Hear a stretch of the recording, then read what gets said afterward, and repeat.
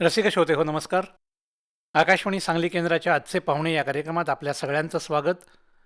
आज या कार्यक्रमात सहभागी होत आहेत कवठेमहांकाळ येथील प्राध्यापक डॉक्टर आबासाहेब शिंदे. एक बहुआयामी व्यक्तिमत्व म्हणून शिंदे यांची नक्कीच ओळख आहे. साहित्यिक, पत्रकारिता, प्राध्यापक या सगळ्याचा आपल्याला मागोवा आढावा घ्यायचा आहे त्यांच्याशी संवाद साधून. तर आबासाहेब, आकाशवाणी सांगली केंद्राच्या आजचे पाहुणे या कार्यक्रमात आपलं हार्दिक स्वागत. धन्यवाद सर. आपण वेगवेगळ्या क्षेत्रात काम केलेलं आहे. यामध्ये पत्रकारिता आली, साहित्य क्षेत्रामध्ये काम केलेलं आहे. पण ही सगळी जडणघडण आपल्या बालपणीच झाली. आपल्या आईवडिलांनी आपल्यावर कसे संस्कार केले हे आम्हाला सुरुवातीला जाणून घ्यायचं आहे. सर नमस्कार. कवठेमहांकाळ तालुक्यातील हां. आमचं वाघोली हे गाव छोटंसं आहे.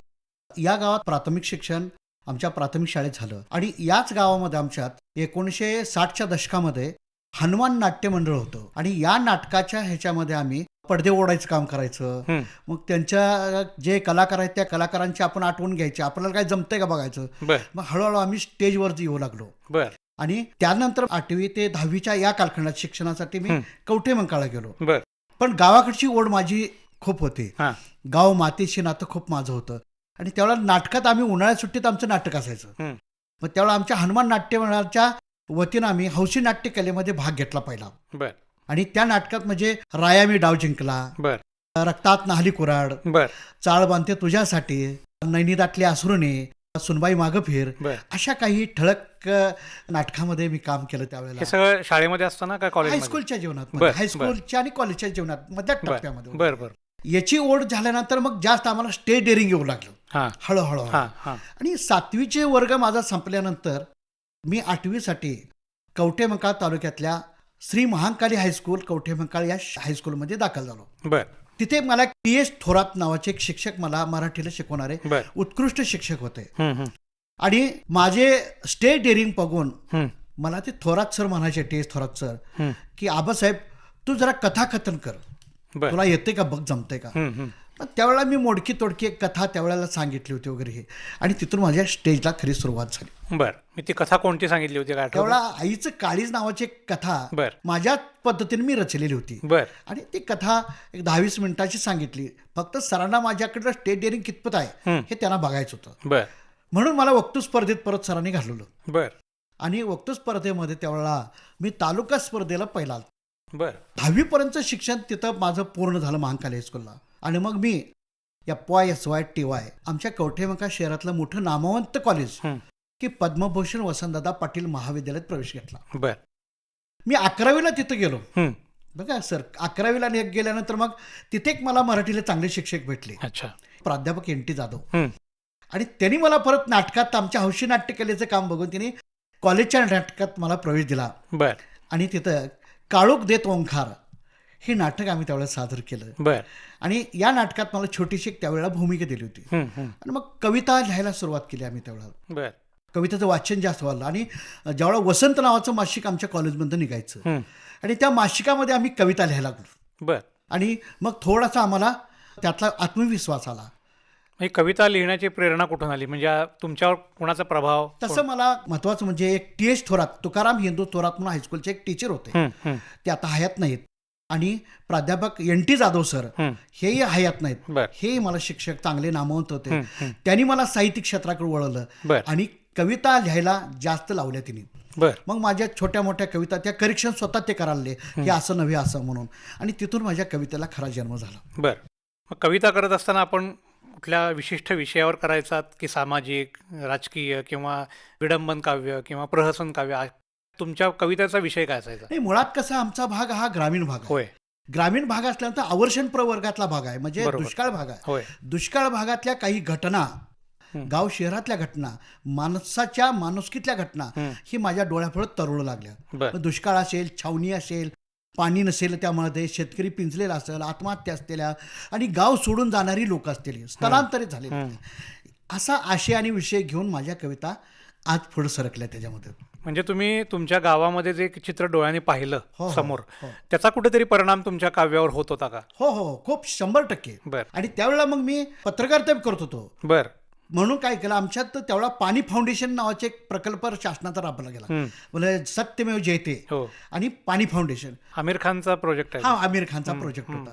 आणि त्यात मी गावच्या ह्याच्यात हिरिरेन भागेतला बर. एक पत्रकार ते बी काम करायचं आणि गावच्या मातीत एक आपलं योगदान असावं म्हणून थोडं छोटं मोठं दिवसातनं काम करू लागायचं. बर. आणि त्यावेळेला आमच्या गावाला पाणी फाउंडेशनचं फर्स्ट प्राईज मिळालं. बर. त्यावेळेला ते काम करणारे जे लोक होते, भरत शिंदे नावाचे आमच्याकडं होते त्याच्यामध्ये, किंवा आमच्याकडे तुकाराम शिंदे नावाचे एक होते त्याच्यामध्ये, ही जी मंडळी होती पुढे करणारी, या मंडळीनं खरं म्हणून आमच्याकडं पाणी फाउंडेशनचं काम उत्तम दर्जाचं केलं. बर. आणि जवळजवळ जिल्ह्यामध्ये आपल्या कवठेमंकाळ तालुक्यामध्ये आमच्या वाघोली गावचा प्रथम क्रमांक आला. किती साली साधारण हे झालं?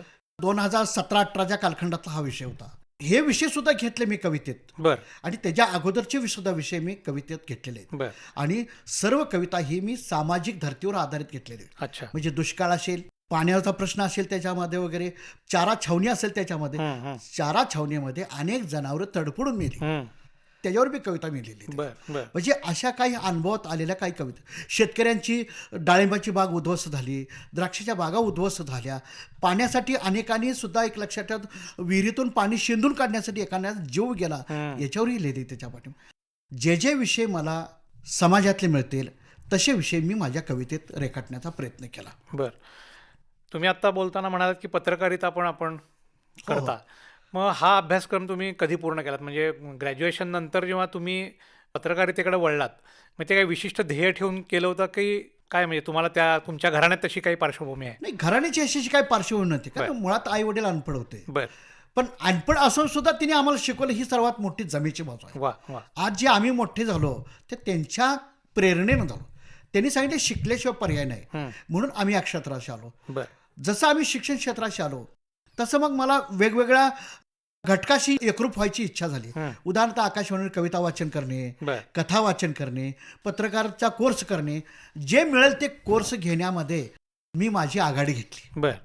आणि त्यामध्ये 2004ला विलिंग्डन महाविद्यालयात होते ग्रामीण पत्रकारिता हा कोर्स तिथं आयोजित करता प्राध्यापक संपतराव गायकवाड सरांनी. बर. आणि त्यामध्ये आम्ही जवळजवळ 70 ते 80 जण होतो विद्यार्थी.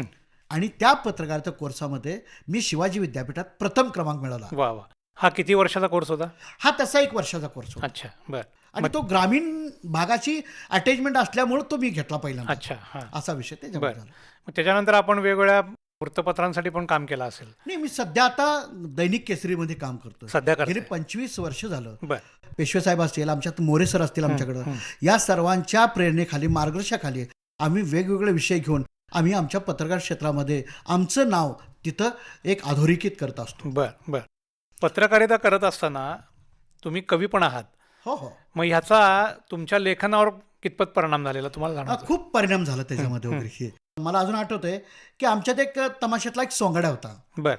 आणि त्याचं घर फार साधं होतं आणि पडकं होतं घर. आणि सहजच मी त्याच्या गावाकडे जात असताना, त्याचं गाव इरळी आहे, तिथं नामदेव इरळीकर नावाची एक सोंगाड्या होत्या तमाशात, वयस्कर झालेले माता. बर. आणि मग मी त्या काकांना म्हटलं की काका तुम्ही कुठे राहतात? तर ते म्हणाले ते नव्हतं माझं पडकं घर आहे म्हटले. बर. ते माझ्या काळजामध्ये घुसलं. त्याचा संदर्भ घेऊन मी माझ्या पत्रकार क्षेत्रात त्याचा वापर केला. त्यांना काय घर मिळतं का असं माझी धडपड त्या पत्रकार क्षेत्रातून चालू झाली. बर. आणि मग दुसऱ्या दिवशी मी आमच्या केसरी या नावाच्या दैनिकातून एक बातमी लिहिली, भाकरीसाठी तमाशात सोंगाड्याची भूमिका, बर. 100 संपली तर नामदेव इरळीकर बेघर, असं टायटलनं ती बातमी झाली. आणि त्यामध्ये नामदेव इरळीकर घर नसल्यामुळे एक कविता वापरली होती. नटसम्राट नाटकातला एक डायलॉग होता की कोणी घर देता का घर, या वयस्कर झालेल्या म्हाताऱ्याला थंडगार हवेत कुठतर कोपऱ्यात कुडूम बसावं आणि गार झोप लागावी, यासाठी कोणी घर देता का घर, असं वाक्य वापरलं आणि ती बातमी केली. अच्छा. ती बातमी ऑडिशनला गेल्यामुळं बरेच जणांचे मला फोन आले की त्यांचं आम्हाला दाखला आणून द्या जागेचा आणि त्यांना आपण घर मिळवून देऊ. आणि त्यावेळेस छायाताई खरमाटे समाज कल्याणच्या सभापती होत्या. आणि त्यावेळेस तिने घर मंजूर करून दिलं आणि जवळजवळ 1-1.25 लाखाचं घर त्यावेळेला त्या नामदेव इरळीकरांना पूर्वी मंजूर झालं. हे माझा पत्रकार क्षेत्रातला एक उल्लेखनीय काम झालेलं. नक्कीच. म्हणजे एका लोककलावंताला त्यामुळे मदत झाली. हो, 100% वगैरे. आणि तुम्ही त्या कलेमध्येच आहात, त्यामुळे तुम्हाला ते जास्त भावलं आणि तुम्ही मनापासून ती गोष्ट केलीत. हो हो. त्या कलाकाराची भावना काय होती जेव्हा त्या माणसाला घर बांधून मिळालं? मुळात अनपढ असल्यामुळं वगैरे हे तो हाडाचा कलावंत होता. पण तो ज्यावेळेला त्याला घर झालं त्यावेळेला तो सारखा मला म्हणायचा की त्यांच्या मुलाला म्हणायचं की त्या गुरुजींना तेवढं बोलू ना आमच्या मला बरं. गुरुजी म्हणायचे बरं. त्या गुरुजींना आपल्या घराकडे घेऊन ये की. मग त्यांचा मला एक निरोप आल्यानंतर मी त्यांच्या घरी गेलो आणि घरी गेल्यानंतर काही त्यांची थोडी मुलाखत इकडे तिकडे घेत त्याला खूप असा आनंद झाला की त्यांनी सांगितलं, साहेब मी जोपर्यंत आहे इथं जीवन तोपर्यंत माझ्या घराला कवा तर तुमचा पाय लागू द्या. बरं. एवढी त्यांची अपेक्षा व्यक्त केली. आणि आज तागात मी इरळीला कधी गेलो तर नामदेव इरळी काकांच्या घरी जाऊन 5 मिनिटं थांबून येतो, त्यांच्या मुलाशी गप्पा मारतो. लोककलेशी आपली नाळ कशा पद्धतीनं जोडली गेली, म्हणजे त्याची आवड लहानपणापासून होती की कसं? हां, मूळ म्हणजे आमचं छोटं गाव वाघोली, तिथं आमच्याकडे प्रसारण माध्यम नव्हतं, बरं. काही बघायला ऐकायला काही नव्हतं त्यावेळेला. हां. चैत्र पौर्णिमेच्या कालखंडाच्यात आपल्याकडे यात्रा असायची. तर त्यावेळेला आमच्या गावची यात्रेला हिंगणगावचे सुका चोका लोंढे नावाचे एक तमाशा कलावंत होते बरं. आणि त्यांचा कुटुंबाचा तमाशा असायचा, एक 10-15 त्यांचं कुटुंबाचं असायचं. बरं. आणि ते कुटुंब आमच्या गावाला बैलगाडीतून यायचं त्यावेळेला. अच्छा. हां. आणि झाडाखाली मोठ्या आमच्या घराच्या पाठीमागे पिंपरीत झाड मोठं होतं, त्या पिंपरीच्या झाडाखाली हा तमाशा असायचा दिवसभर. बरं. आणि आम्ही पुढं मातीत बसून बघायचं ते. आणि मग दिवसभर त्या कलाकाराचे कोण त्यात विनोद करायचे, कोण लावण्या करायचे आणि ह्या कलाकारांनी हसवून हसवून आम्हाला बेभान करायचं बरं. आणि आम्ही एकदम खुश व्हायचं. आणि मग ती कला आम्हाला एवढी अवगत झाली मला की काहीतरी आपण ह्याच्यासाठी करूया, हा विषय माझ्या मनात पुढं आयुष्यात माझ्या घोळत गेला. आणि मग मी लोकसाहित्याकडे वळालो. वा, म्हणजे हा तमाशा किंवा लावणी कलाकारांचा एक तुमच्यावर संस्कार झाला असं म्हणायला हरकत हो, नाही. खूप खूप खूप त्या- आणि नंतरच्या काळात तुम्ही लावणीवरच PhD केली. हां, आता हा विषय माझ्याकडे आल्यानंतर मी MA ला आलो. बरं. MA ला असताना मला लोकसाहित्य एक पेपर होता बरं. आणि त्यात प्राध्यापक डॉक्टर मोहन पाटील हे जयसिंगपूरचे हे मला गुरु भेटले त्यावेळेला. बरं. तिने लोकसाहित्य एवढं खूप सुंदर शिकवलं.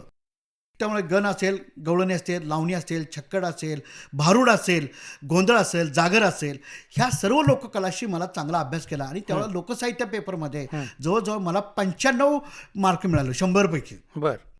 आणि मग मला लोकसाहित्याची आवड झाली. शिवाजी विद्यापीठात ज्या वेळेला मी PhDला विषय घेतला त्यावेळेला गाईडची आणि माझी चर्चा झाली. म्हणजे मोहन पाटील हे मला गाईडच मी घेतले परत बरं. बरं.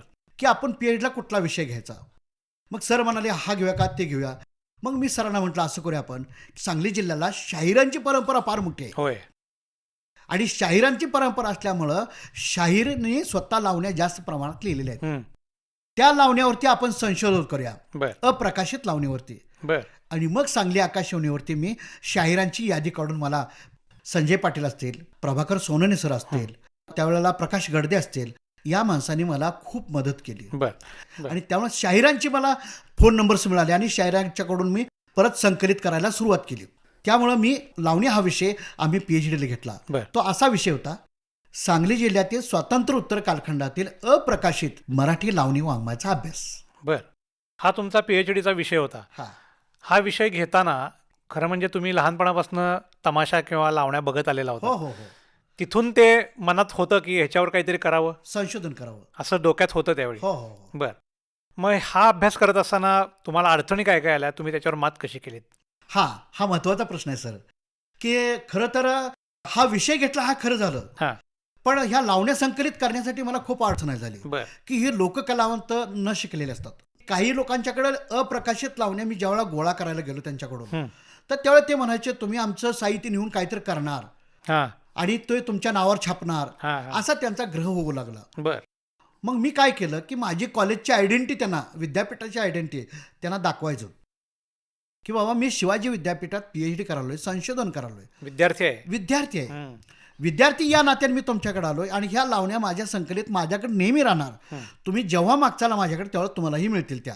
आणि याच्यावर माझं संशोधन करायला ह्या आयडेंटिटीच्या विश्वासावर तर मला तुम्ही लावण्या द्याव्यात. बरं. सांगली जिल्ह्यातल्या शाहिरांच्याकडून जवळजवळ 350 लावण्या गोळा केल्या. बरं. या लावण्या प्रकाशित झालेल्या नव्हत्या? अजिबात नव्हतं. विषयच आपला तसा आहे बरं. की अप्रकाशित लावणीचा अभ्यास. बरं. हा. मग ह्या लावण्या मिळाल्यानंतर त्याच्यावर कशा पद्धतीनं पुढचा अभ्यास केला? पुढचं मग त्याची आम्ही काय केलं, मोहन पाटील सर माझे गुरु आणि आम्ही त्याची वर्गवारी केली. बरं. शृंगारिक लावणी असेल, बैठकीची लावणी असेल, चित्रपटाची लावणी असेल, तमाशा फळाची लावणी असेल, भेदिक लावणी असेल आणि वेगवेगळ्या स्वरूपाच्या सादर केलेल्या बारीतल्या लावणी असतील. हां. बारीतल्या लावणी हा एक विषय वेगळा येतो. काय आहे साधारण तो विषय? बारीतल्या लावण्या अशा की विशेष म्हणजे त्याला श्रंगारिक लावणीचा साथ जास्त असतो. बर. आणि तमाशा फडाच्या लावणीचा हा विषय काय वेगळा असतो की तमाशा फडातली लावणी ही वगनाट्याच्या अनुसरून ती लावणी लिहिली जाते. बरोबर. हा. आशय आणि विषय लक्षात घेतला जातो. काय आहे ते वगनाट्यामध्ये तो आशयाच्या विषयावरती ती लावणी सादर केली जायची. आणि वगनाट्यामध्ये जे चालू विषय आहेत, राजकारण असेल, समाजकारण असेल, हो हो ते विषय घेतले जातात ना हो बऱ्यापैकी. विषय तेच घेतात. उदाहरणार्थ राजकारण गेलं चोलीत वगैरे हे हा, हा. असे वेगवेगळे विषय घेऊन तिने लोकनाट्यात तमाशामध्ये सादर करायचे बर. आणि त्यात लावणी लागायची. हा एक भाग वेगळा केला त्याच्या बर. पाठीमागं. बर. म्हणजे बारीतल्या लावण्या झाल्या, चित्रपटाच्या लावण्या झाल्या, तमाशा फडाच्या लावण्या झाल्या, श्रंगारिक लावण्या झाल्या त्याच्यामध्ये. आणि आकाशवाणीची लावणी वेगळी. बर. आकाशवाणीची लावणी म्हणजे कशी असते आकाशवाणी सादर करणारी, तर ही लावणी कशी आहे ते की फक्त श्राव्य माध्यमाची लावणी. होय होय. हे दृक माध्यमचे नाही, बरोबर. फक्त लोकांनी ऐकायचे. हे तर काय तुम्हाला दुसरं काही मिळणार नाही, फक्त ही आवाज आणि संगीत याच्याशी नातं जोडलेली ही लावणी असते. बरोबर. हे जे एक वेगळे पण आपल्याला पाहायला मिळालं त्याच्यामध्ये. बर. अशा स्वरूपाचं वेगवेगळ्या धर्तीच्या लावण्या आम्ही संकलित केल्या, त्याची वर्गवारी केली आणि शाहिरांच्या लावणीला आम्ही एक वाङ्मयीन स्वरूप दिलं. बर. वाङ्मयीन स्वरूप दिल्यानंतर त्याच्यावरती मी एक पुस्तक काढलं आणि PhD शिवाजी विद्यापीठात माझी पूर्ण झाली बर. 2017ला. अच्छा. हे सगळं करत असताना जे आता तमाशा करतायत बरेच कलावंत आहेत, अशा लोकांशी तुम्ही संपर्क केला होतात का? हो, खूप केलं त्याच्या पाठीमागे. मग तो अनुभव कसा होता तो सांगा. तो अनुभव म्हणजे मुळात त्यांची आणि माझी ओळख नेहमीच मी लिखाण करत होतो, बातम्या लिहित होतो, त्यामुळे त्यांचे माझे संबंध जवळ आले. हा हा. आणि आमच्याकडं आतंबर सौंदर्य नावाचे एक तमाशेगीर आहेत होय. त्यांच्या मागं वगैरे, की त्यांच्या तमाशा फडाच्या लावण्या ह्या अतिशय ग्रेट लावण्या. त्यांना माझ्या पुरस्कार पण हा, मध्येच त्यांना मोठा पुरस्कार मिळाला होता. हो, राज्यस्तरीय पुरस्कार हा, मिळाले. हा. आमच्या तिकडे दुसरे लोकशाहीर राजा पाटील ह्यांच्या एक शृंगारिक लावण्या खूप चांगल्या असायच्या बर. त्याच्यामध्ये. बर. आणि त्यांच्या लावणीची मुकळी सुद्धा खूप चांगल्या असायच्या त्याच्यामध्ये. बर. फार तर त्यांचे एक म्हणून दाखवू का हो, तुम्हाला नक्कीच एक लावणी? आवडेल. की राजा पाटलांची जी लावणी होती ते राजसा म्हणून, की राजसा जवळ जरा बसा, खुदकून गालात हसा, काल राती सपान मसी पडलं, सपनात राया नको ते घडलं, जागी झाली एकलीच चेहरा झाला बावरा, काल राती सपानी मसी पडलं, सपनात राया नको ते घडलं. इतकी छान वा, लावणी वा, मोकळा वा. असायचा. अशा अजून काही कलावंतांची नावं आपण सांगू शकाल का की या PhDच्या दरम्यान त्यांच्याशी तुमचा संवाद झाला किंवा ते तुमच्यासाठी आदर्श होते यापूर्वी आणि त्यांच्याशी तुमची भेट झाली, अशा काही कलावंतांची नावं सांगू शकाल का? नाही, कलावंत त्यावेळेला काही लिहिणारे होते, काही वारले सुद्धा त्याच्या पाठीमागं. बर. की आपल्याकडं सांगली शहरावरती पहिली लावणी लिहिणारे भाल रानडे हे लेखक होते. काय होतं त्याच्यात? की सांगलीचा जे संदर्भ आहे, हा. सांगलीची जे नाट्यपंढरी कशी आहे, होय. सांगलीची लोककला कशी आहे, सांगलीची माती कशी आहे, बर. सांगलीत काय काय तयार होतं, भाजीपाला कसा तयार होतो, ही कृष्णाकडची वांगी कशी तयार होतात, ह्या गावचं जे वैभव आहे, वैशिष्ट्य आपल्या गावची. वैशिष्ट्य, हा. ते त्यांनी आपल्या सांगली या लावणीमध्ये आमची सांगली बर. असे एक चांगली खूप अशी त्यांनी लावणी लिहिली त्याच्या बर, पाठीमागं. बर. आणि मी ज्यावेळेला PhD केली त्यावेळेला ते हयात नव्हते. बर. त्यांच्या मुलाकडून मी ही लावणी संकलित केली. अच्छा. बापूसाहेब विभूती सर असतील, हा. तेही वारले होते. होय. त्यांच्या मुलाकडून लावण्या संकलित केल्या आणि जे हयातीत होते त्यांच्याकडूनही लावण्या घेतल्या आणि ह्या लावण्या संकलित करून त्याच्यावर वर्गवारी केली. वर्गवारी केल्यानंतर ते वाङ्मयीन दृष्टिकोनातून त्याच्यावरती अभ्यास करून मी शिवाजी विद्यापीठाला तो प्रबंध सादर केला. वा. लावणीचा विषय हा पूर्वी चित्रपटात अनेक लावण्या पाहिलेल्या आहेत हो हो किंवा यात्रा जत्रेच्या दरम्यान लावण्या अनेक ठिकाणी अजूनही होतात. हो. लावणीचं स्वरूप कसं कसं बदललंय, आपण अभ्यास केलाय त्याच्यावर? तसा विचार केलाय तर लावणीचा जन्म हा मुळात अध्यात्मवादातून झाला बर. आणि ती बैठकीच्या दरबारात शिरली. हम्म. आता बैठकीची लावणी ह्या श्रीमंताची लावणी, होय. गरिबाला ती पेलत नव्हती. हम्म. श्रीमंताच्या दरबारातली ती लावणी होती. म्हणजे त्याला आपण बैठकीची लावणी हो, म्हणायची. हो. ती पैशीवाल्याची लावणी होती. हम्म, हम्म. आणि मग ही लावणी, त्या बैठकीची लावणी फार काळ तिथं टिकली नाही, बर. कारण कलावंताला तितकं त्याचं पैसे आणि मूल्य मिळत नव्हतं. हम्म, हम्म. म्हणून ही लावणी पुढे विकसित हळूहळू होत गेली बर. आणि ती लावणी तमाशा फडात गेली. हम्म. आणि तमाशा फडातली लावणी हे जे कलावंत आहेत हे अशिक्षित कलावंत आहेत वगैरे, त्या चालीरीती संगीत याच्यात तो थोडासा देशीबाज जरी असला तरी एक साचेबंद नव्हता, बर हा एक मला म्हणायचं. पण जरी साचेबंद नसेल तर ती कलावंतांनी सादर केलेल्या त्या कालखंडात त्या श्रोत्यांना त्याची अभिरुची निर्माण झाली. बर त्यामुळे ती लावणी गरीब श्रीमंत गावगाड्यातल्या लोकांना ती ऐकायला मिळाली, बघायला मिळाली आणि त्याच्यापासून थोडी लोकांना ओढ लागली. परत तीच लावणी ग्लॅमर बनली आणि चित्रपटाच्या रुपेरी पडद्यावर गेली. बर केला इशारा जाता जाता, सांगते ऐका, पिंजरा, असे कितीतरी चित्रपट लावणी प्रधान होते. लावणी प्रधान होते. आणि लावणी प्रधान चित्रपटामुळे पुन्हा चित्रपटातली लावणी आणि ही लावणी क्षेत्र मोठ्या प्रमाणे विकसित होत गेली आणि लावणीला एक मोठा आयाम मिळाला. बरोबर. आणि आज सांगली जिल्ह्याची लावणी असेल ते साता समुद्रापर्यंत नेण्याचं खरं काम ह्या शाहिरांनी लिहिलं आणि चित्रपटसृष्टीनेही केलं. नक्कीच. आणि त्यामध्ये सांगली जिल्ह्याचं मोठं योगदान आहे. बर लावण्या बदलत गेल्या, रचना बदलत गेल्या. जसे शाहीर होते त्यांच्या प्रत्येकाच्या वेगवेगळ्या विचारसरणीतून लावणी वेगळी तयार झाली आणि तीच लावणी चित्रपटात वेगळ्या पद्धतीने गेली, तमाशा फळात वेगळ्या पद्धतीने गेली, बारीतही वेगळ्या पद्धतीने गेली. आपल्याकडं खूप म्हणजे असं चित्रपटाच्या लावण्याला येणारी उदाहरणार्थ आपल्याकडे गदी माडगुळकर होते. त्या कालखंडात माडगुळकर जेव्हा आपल्या ग्रामीण भागात शेटपळे आटपाडी या भागात राहत होते त्यावेळेला मुळगळ त्यांचं माडगुळ तिथलं आणि तो परिसर भौगोलिक परिसर लक्षात घेऊन गदी माडगुळकरांनी लावणी त्यावेळेला लिहिला की मऊ होटाला डाळिंब फुट, हे त्या पद्धतीच होते कारण तिथं डाळिंब पिकत होतं. बरोबर. कालांतराने माडगुळकर हे आपले साताऱ्याला गेले आणि तिथं गेल्यानंतर तो परिसर सगळा कृष्णाकडचा परिसर हा सगळा उसाचा परिसर आणि मग त्यावेळेला गदी माडगुळकरांना एक लावणी सुचली की फड सांभाळ ग तोऱ्याला आला, तुझ्या उसाला लागल कोला. या लावणीनंतर यशाच्या शिखरावर लिहिलं. नक्कीच. असं गदी माडगुळकरांनी लिहिलेल्या लावण्या चित्रपटाला मोठं योगदान मिळालं. अण्णाभाऊ साठ्यांच्या काही लावण्या आहेत, खेबुडकरांनी लिहिल्या आहेत. हा खेबुडकरांनी लिहिल्या.